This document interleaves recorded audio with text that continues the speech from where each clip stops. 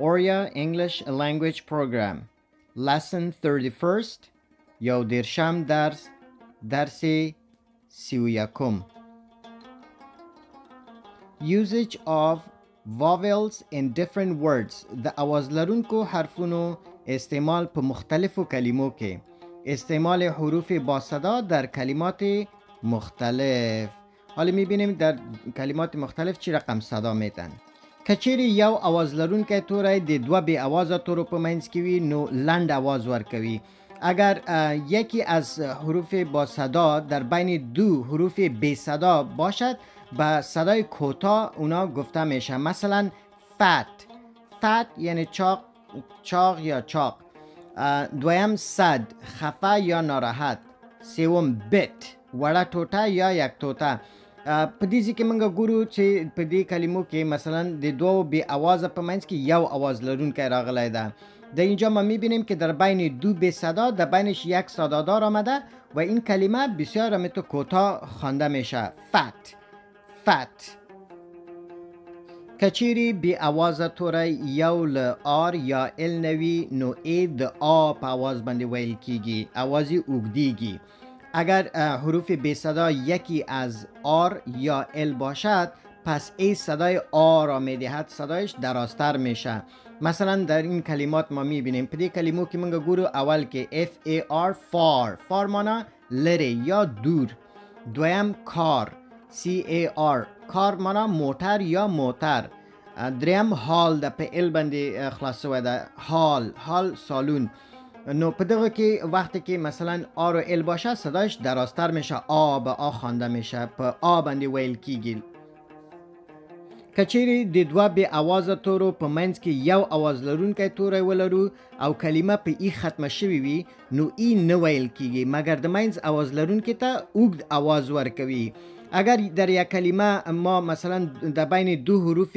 بی صدا یکی صدادار داشته باشیم و آخر کلمه با ای باشه ای گفتن نمیشه ولی صدای کلمه را درازتر میکنه مثلا لایک پشان یا مانند نوت یاداخت یا یاداشت پیور خالص یا پاک نو د دې کلمو آوازی اوږد کړی ده او د آخر ای نویل کیږي ای خوانده نمیشه ولی صدای کلمات را درازتر کرده کچیری دوهم بی آواز توری وی نو منځنی آواز لرونکی په لنډ آواز ویل کیږي لکه love یا live مانا مینه یا محبت دویم live اوسیدل یا زندگی کردن اگر حرف دوم در یک کلمه وی باشه پس همون حرف در بین که هسته که با صداست اون کوتاه گفته میشه مثلا love یا live زندگی کردن love محبت اینا کوتاه گفته میشه کچیری یو کلمه په WR باندې شروع کیږي نو W پکې نویل کیږي مثلا write لیکل یا نوشتن یا wrong په دې کې دا W هیڅ आवाज نه لري بلکې دغه R باندې आवाज ورکوي اگر یک کلمه با WR شروع میشه پس W هیچ صدا نداره دیگه مثلا write نوشتن یا wrong غلط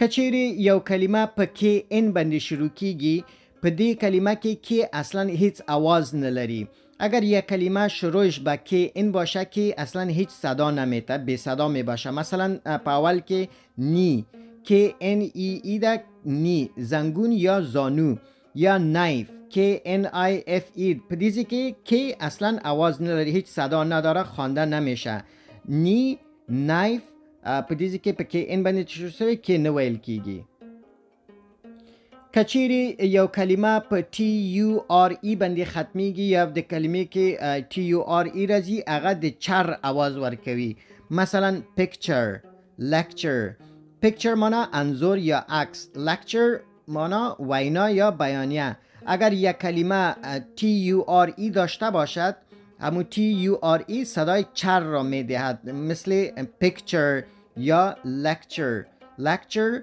picture چر خوانده میشه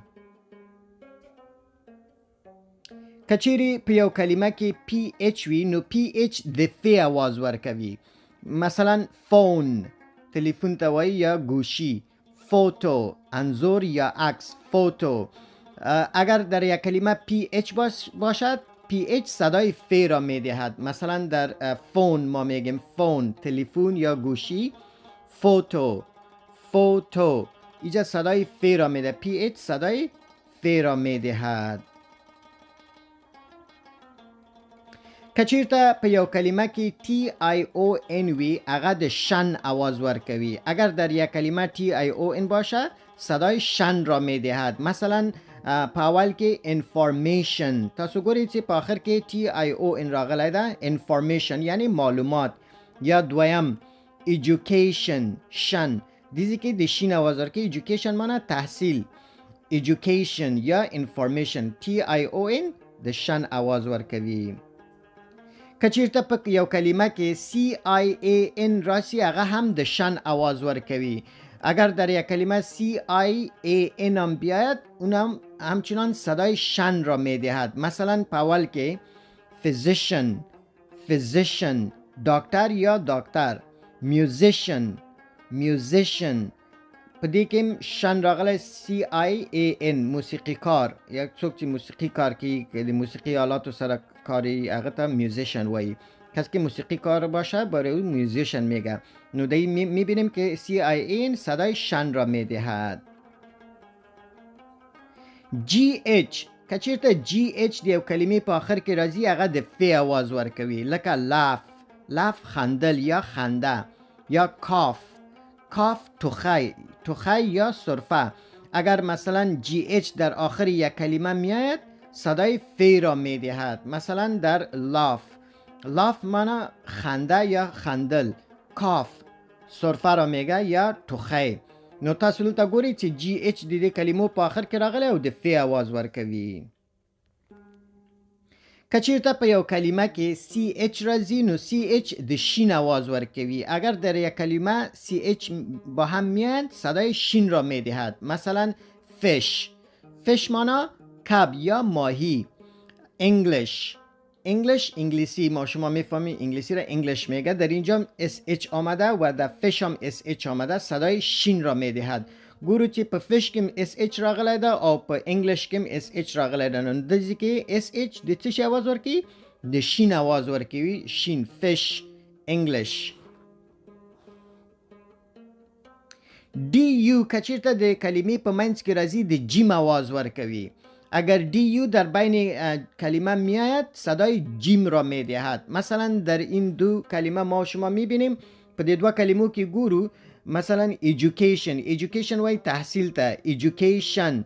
دلته DU د جیم آواز ورکوي. یا سکیجول، سکیجول، په سکیجول تقسیم اوقات ته وای، په دې کې هم د جیم آواز ورکوي.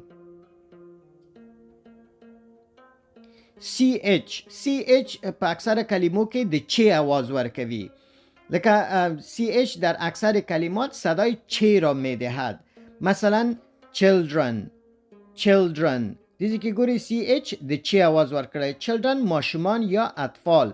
یا دویم که church، چرچ کلیسا ته وایي یا کلیسا را میگه چرچ. ببینین په چرچ کې دوه ځلې CH راغلی ده، په دوه ځای کې د چ آواز ورکوي. د هر دو جای دو بار آمده، در هر دو بار صدای چ را میدهد. SION هم د شین آواز ورکوي. SION همچنان صدای شین را میدهد در اکثر کلمات. مثلا در اول ما شما میبینیم profession، profession دنده یا وظیفه. یا session، session ناسته یا نشست، نشست را میگن. در اینجا میبینیم که SION صدای شین را میدهد. در هر دو کلمه صدای شین را میدهد. په دواړو کلمو کې SION د څه شي آواز ورکوي؟ د شین آواز ورکوي. ستاسو له توجه څخه نړۍ مننه. په دې هیله چې ویډیو مو خوښه شوې وي. قدرمنو هیوادوالو، د ویډیو لایک او شیر مو هیر نشي او زموږ د یوټیوب چینل هم در سره سبسکرایب کړئ. مننه. تشکر از توجه شما عزیزان. با امید اینکه ویدیو قابل پسند شما قرار گرفته باشد. هموطنان عزیز، لطفاً لایک و شیر این ویدیو را فراموش نکنید و کانال یوتیوب ما را نیز سابسکرایب کنید. تشکر. ژوندی دوی افغانستان، زنده باد افغانستان.